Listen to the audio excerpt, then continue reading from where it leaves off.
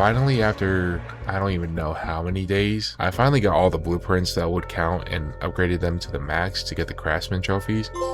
Next up, I cleared all of the side quests, mainly did them off screen to save some storage, but I completed the trophy when I got my last one. I went ahead after this to get all of the collectibles, and along the way I got 4 other trophies that were tied to certain collectibles. The first one was for getting all the reports and recordings of the secrets about the mental asylum we snuck into during the story. The next one was for finding these beaver statues that would be around the map. The third one was for collecting these newspaper clippings about this Fisher family. And the fourth one was for collecting all of these podcast recordings for the show called Hidden Truths with Spark. After that, I just collected the rest to get the trophy for all of them. Finally, my last 2 trophies that I thought I would get earlier because they were combat trophies, but the first one was for repairing my weapon 30 times, which was easy because I could do it from my inventory, but I realized as my weapon got better that the less I'd be repairing it. So I just went ahead and did a little damage with the weapon and then immediately repaired it, which would count and definitely sped up the process.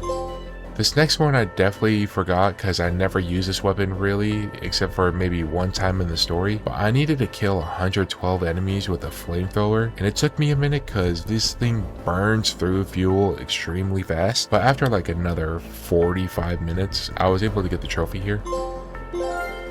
There we go, another platinum trophy and my first one for 2026. Not a bad choice for my first platinum of the year, I'll say. The time wasn't bad either, as I was able to get this in about 54 hours of playtime. The game was probably my favorite one story-wise. I loved the side characters as much as I did from the second one. Plus having both Kyle and Aiden in the game was awesome too. And it seems like we could see more of them as a duo in the future. I would love for another game in the series where we get to alternate between the two and they have different Chimera powers. Kinda like the Spider-Man 2 game that came out a few years ago. I will say that they always nail the parkour in these games, but man, if they can improve on the melee combat to give us unique fighting styles instead of seeing our weapons swing back and forth, this game could be tough to debate against for best zombies game ever in my opinion. I also really enjoyed the villain being the Baron. I do think it would have been awesome if he was teased in the early games, like if he was teased in 2 when you go through Aiden's flashbacks or something like that, but he was still a good villain to hate. But yeah, not much else I can say other than I hope they continue expanding this world and we get a 4th game.